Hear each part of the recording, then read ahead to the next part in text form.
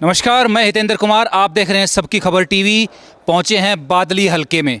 बादली के अंदर आए हैं। बादली बहुत बड़ा क्षेत्र है, हलका है। यहाँ के ग्रामीण हमारे साथ हैं। यहाँ का चुनावी सर्वे, विधानसभा चुनाव का सर्वे हमारा लगातार जारी है। आइए यहाँ से जानते हैं यहाँ की जनता का मूड क्या है। यहाँ की जनता अब की बार विधानसभा चुनाव में क्या चाहती है, किस नेता को अपना विधायक चुनना चाहती है, किस नेता के कामों से संतुष्ट है, जानते हैं। राम राम जी। राम राम जी। मैं कैप्टन धर्मेंद्र, गांव बादली मेरा जी। और मैं 2021 मई में पेंशन आया था। अच्छा जी। और मई में आने के बाद मैंने अपने गांव के हालात देखे और मैं जब से ही कोई 4 जोड़ी जूते तोड़ चुका हूं अपने काम के लिए। अच्छा। अपने काम के लिए नहीं, एक सामाजिक काम के लिए। उसमें आने के बाद में मेरे गांव में जो हाल था जब 21 से पहले, जब हमारे गांव में देख लो और आज देख लो, ये जो मेरे गांव के मेरे साथी, मेरे जो भाई, चाचा, ताऊ जो भी है, ये आपके पास में है। आपको मैं कहाँ से शुरू करवा दूं गिनती करना? बस हमें यही शुरू करवा दो कि भाई काम कब हुए अभी हैं, काम किस सुन लो, ने अभी काम सुन लो। आप यहाँ से श्री राम वाटिका के आगे से कभी आप पहले आए हो, आज से 1.5 साल 2 साल पहले आए हो, तो आपने वो रास्ता देखा था? रास्ता देखा था? स्कूल के बच्चे जब उनकी मम्मी जो पॉलिश करके जब यहाँ से भेजती थी, जब वहाँ पर एक टेकोरी की दुकान है धर्म प्रधान के, वहाँ पर उसको जाकर यूँ कहते थे, अंकल जी 1 गिलास पानी दे दे, मैं जूते साफ करूँगा। और यही बात एक हमारे विधायक जी, हमारे धनखड़ साहब एक वाटिका में आए थे और मैं अपनी प्रॉब्लम बताने के लिए गया। मैं जानता भी नहीं था। उस दिन मैं लास्ट में बैठा था, एक सुनील मास्टर जी यहाँ पर, उनसे पूछा कि ये कौन है टोपी वाला, आज पहला आदमी बैठा है, ये हमारे अंकल जी है, ये पेंशन आए हैं। मैं अपनी प्रॉब्लम के लिए गया था। मैंने उनको प्रॉब्लम बताई। बोला साहब कोई प्रॉब्लम बताओ। मैं बोला जी ये प्रॉब्लम आप देख नहीं रहे, बच्चों की क्या हो रही है। वहीं पर बीडीओ एसडीओ तहसीलदार सारे थे, उन नवा प्रॉब्लम सुनी। और आज उस रोड का काम, जो बच्चे के तबीयत इतनी गार में जाते थे और आज वे भागे जाते हैं, तो ये धनखड़ साहब ने करा। ये चौधरी धनखड़ साहब ने बनाया। उसके बाद आप जाके देखना, श्री राम वाटिका के सामने ये वाल्मीकियों का मंदिर है, उसकी फिरनी पर वो रोड इतना नीचा था। वहाँ पर रोजाना मंदिर में बाबा मोहनदास पर जाने वाले जो आदमी थे, वे इतने परेशान थे कि पूछो मन्ना। ये महावीर यहाँ खड़ा, इसका घर है, ये रोजाना मंदिर में जाता। इससे पूछो कितने जोड़ी इसने गार में जाते थे। ये मनोज पत्रकार, ये यहीं खड़ा है, इससे पूछना इसने कितनी बार उसका फोटो उतारा। लेकिन चौधरी हमारे ओम प्रकाश धनखड़ जी ने जो ये कार्य किया हमारे कहने से, मेरे कहने से नहीं, इस पब्लिक के कहने से साहब ने उसी टाइम एक्शन, बहुत जल्दी एकदम एक्शन करता है। उसी टाइम वीडियो जो पीडीपीओ था, आज रिटायर हो गया, क्या नाम था साहब का, रिटायर हो गया।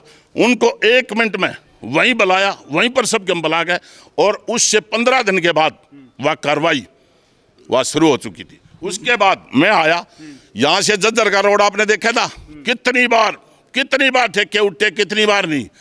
लास्ट के अंदर धनखड़ साहब को हमने फिर उनको वहाँ पर बंगले पर जाकर फिर हम पहुँच गए, साहब हमने जज्जर जाना पड़ता ही, रोड का क्या हो रहा है। बोला भाई चिंता मत करो, ये बीच में जो रोड अटका रहे हैं इनको बिल्कुल साफ हो जाएंगे और आप चिंता मत करो, आपका रोड बिल्कुल तैयार। चौधरी धनखड़ साहब ने ये रोड आपका जज्जर, सुन लो जी, सुन लो मेरी बात, आप जज्जर बादली रोड, आप ये जज्जर बपनिया रोड, आप जज्जर भादरगढ़ रोड, आप अपने बाईपास का रोड, हमारा बाईपास, उनमें काम देखो, हमारा काम देखो आप, कितने काम।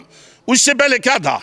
अरे मैं तो एक फौजी आदमी हूँ, कभी ले लद्दाख कभी गया है ना, तो जाके देखना कैसे पहुंचे हम। और आज इसी सरकार ने, हमारे प्रधानमंत्री मोदी जी ने यहाँ से लेकर लास्ट चाइना बॉर्डर तक कैसे रोड बनाए हैं।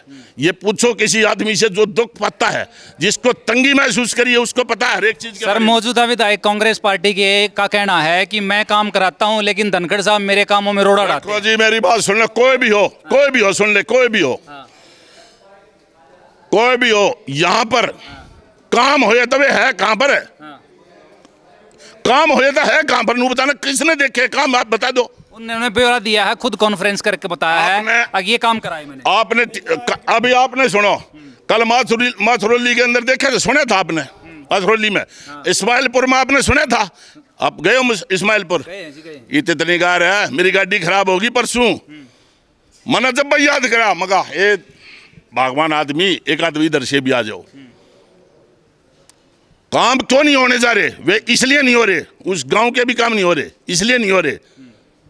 चलो तो और हमारी अभी सुनो, यहीं पर इसके जो बताया, इसने हवा सिंह ने भी बताया था ना, ये इसके इनकी जो चौपाड़ है, चौपाड़ मंजूर ये अपने ओम प्रकाश धनखड़ जी ने करवाई है। मतलब आपका कहना है काम जो है वो धनखड़ साहब ने कराए हैं, हमारे ओम प्रकाश धनखड़ जी, मौजूदा विधायक ने कोई काम नहीं बाकी ना करवाया, कुछ छड़ है एक बार दिया है, और कुछ दिया होगा ना, वो नूका है ना, कोई भी आदमी नूका है ना, हमारे को इसने दिया, चुपचाप दिया, हमने नहीं बेरा। आगे दो काम वो दिखा। हमारा स्कूल आपने देखा क्या हाल हो गया था, आज स्कूल का क्या हाल हो रहा है, अब आज स्कूल बन जा रहा है। और अभी जो मंदिर आपने जो हॉस्पिटल का बताया, रिलायंस से मैसेज आ जाए, हम रोज घूमा, हम उधर से आ रहे, मैं फोन नहीं उठा रहा था इनका, मैं जब से आ रहा हूँ, रोज डीसी के पास आइए, रोज मिलता हूँ मैं, मेरी एप्लीकेशन देखना कितनी पड़ी है, हम सारे कार्रवाई करते हैं। हमारा जो हॉस्पिटल की जो डिमांड है ये हमारे को मंजूर नहीं हुई है। रिलायंस जो मंजूर दे रहे हैं ज़मीन, हम ना तो नहीं देंगे तो दूसरे काम में चले जाएगा। हमारे को मंजूरी मिल रही है, मिलने के बाद में अभी बताया था ना हवा सिंह ने, जो 50 बेड का, 20 बेड का, 25 बेड का, जो भी है, जितना भी 50 बेड का है, वे मशीन वगैरह जो सारी आ चुकी है। और जो हमारी कार्रवाई है उसमें हमने धनखड़ साहब को भी याद दिला रहे हैं, इसलिए साहब हमारा जोर दे रहे हैं, भाई ज़मीन तुम्हारी मिल जाएगी तो तुम्हारा हॉस्पिटल बन जाएगा। हमारी जो ये जो बीडीओ ऑफिस सेक्रेटरीट, ये किसने बनवाया है? ये किसने बनवाया है? ये हमारे धनखड़ साहब ने बनवाया है। चलो तो एक बार अंकल से इधर से भी बात कर लेते हैं, इधर भी बात कर लेते हैं। सर हाँ जी, क्या कहना है आपका, क्या कहना है कि भाई, और सुनो, बस अड्डा मंजूर करवाया, ये किसने करवाया है? आप बताओ किसने करवाया है? ये धनखड़ साहब ने करवाया जी। आपका कहना है कि धनखड़ साहब ने ज्यादा काम कराए हैं कि क्या दिख रही है आप क्या कहोगे कि बादली के अंदर जो काम हुए हैं, मौजूदा विधायक जो हैं कांग्रेस पार्टी के, उनकी तरफ से वो कह रहे हैं कि काम हमने करवाए हैं, लेकिन धनखड़ साहब हमारे काम में रोड़ा डालते हैं, हमारे काम ही होने देते हैं, हमारे जो जितने भी ग्रांट कराई हैं, जितनी भी वो चीज़ें कराई हैं, वो रोक कर खड़ी कर देते हैं। क्या कहोगे इस बारे में? देखिए ये झूठ की राजनीति है, बहुत गलत बात है, ऐसे गलत आरोप नहीं लगाने चाहिए।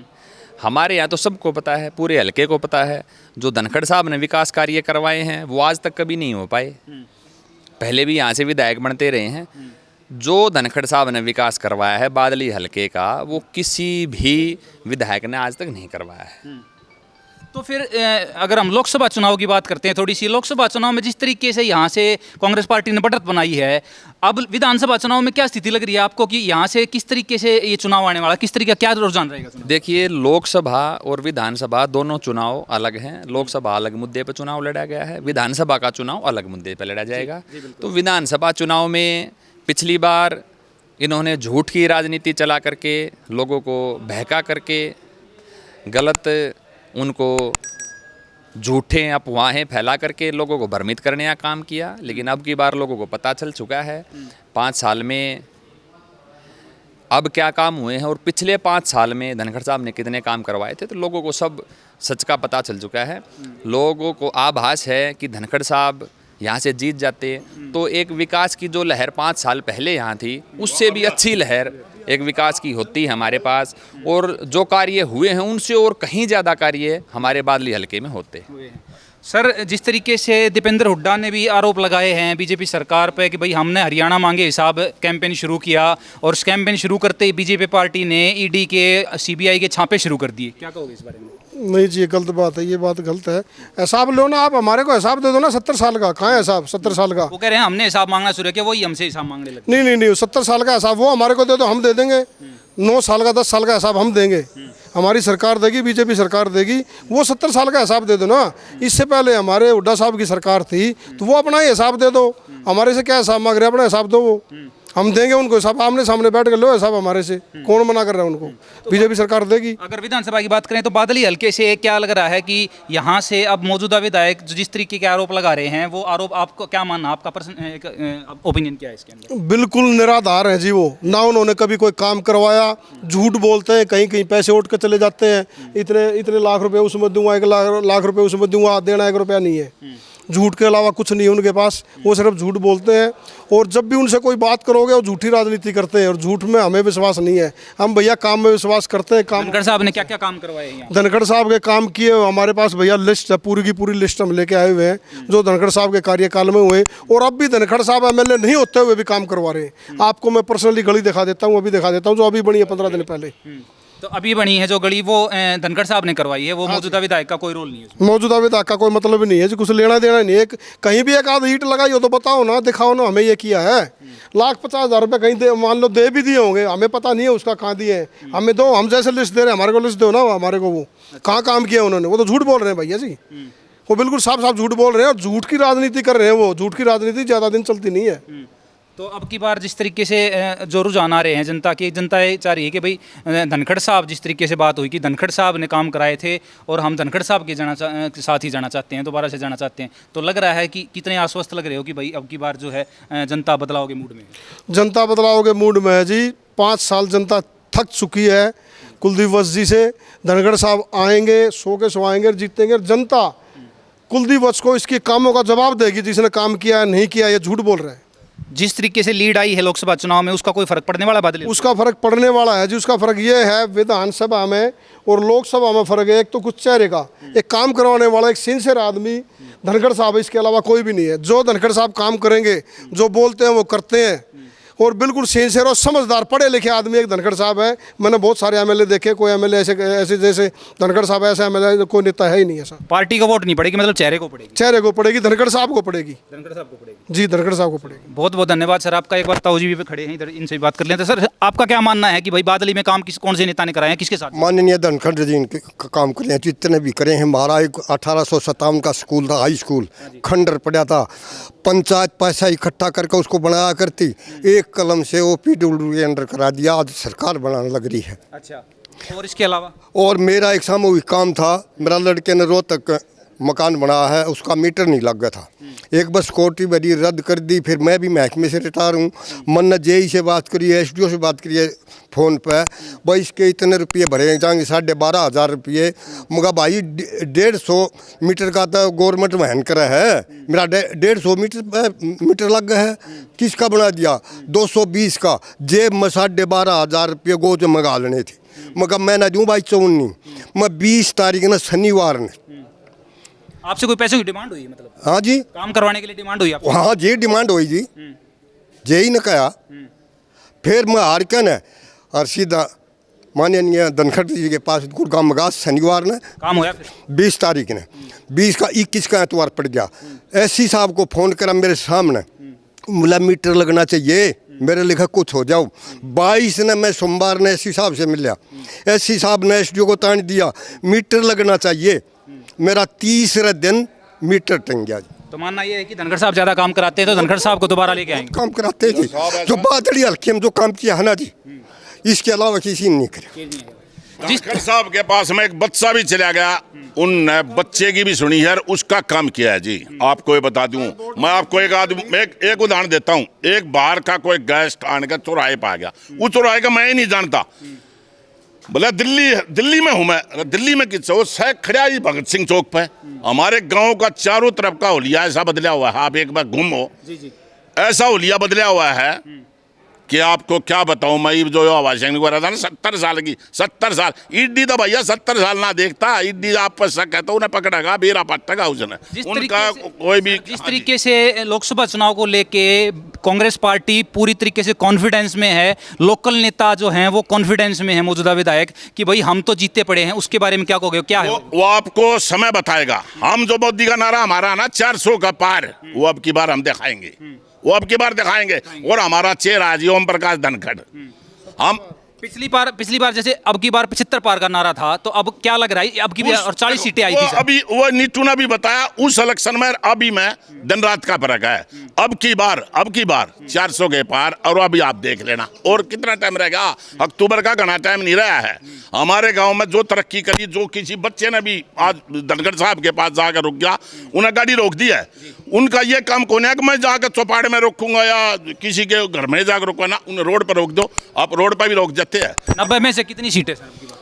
किस में से 90 सीटें टोटल विधानसभा की हमारी हरियाणा के। 90 सीटें हैं ना, 90 में से आपको हकीकत बताता हूँ, हम हकीकत बताऊँ, मैं चारों तरफ से देखता हूँ, कम से कम ज़्यादा, कम से कम नहीं बताऊंगा और ज़्यादा नहीं हुआ, 85 से अगर जो नीचे कम रह जाता हमारे को बता देना। 85 सीटें आनी। हाँ देख लेना, हम वो आप तरफ आ रहे तो बात बता रहे हैं, हाँ और आप जब उस टाइम पे समय आएगा जब देख लेना। ये जो और कॉन्फिडेंस दिख रहा है सर अब की बार कांग्रेस पार्टी में, उसका किस तरीके से जवाब देने वाले हैं? और कॉन्फिडेंस में लोग हारते हैं, हारते हैं और ठीक है, तो करना ही और वो बाकी जनता करेगी, जनता इनको शीशा दिखाएगी।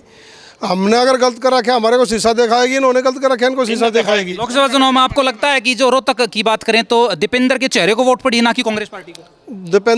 दीपेंद्र चेहरे को वोट पड़ी है, कांग्रेस पार्टी को कोई वोट नहीं पड़ी। तो मतलब इंडिविजुअल चेहरे अब की बार जो है वो रखते हैं और इंडिविजुअल चेहरे को वोट पड़ेगी। मतलब चेहरे को वोट पड़ेगी, जो विधानसभा का जो चेहरा आएगा चेहरे को वोट जाएगी, कोई भी होगा चेहरे को वोट। बादली हल्के से क्या लग रहा है ओपी धनखड़ जी किस तरीके से उभरेंगे यहाँ से, क्या आश्वस्त हैं? बादली हल्के से कम 25-30 हज़ार वोटों से हम जीतेंगे, धनखड़ साहब जीतेंगे।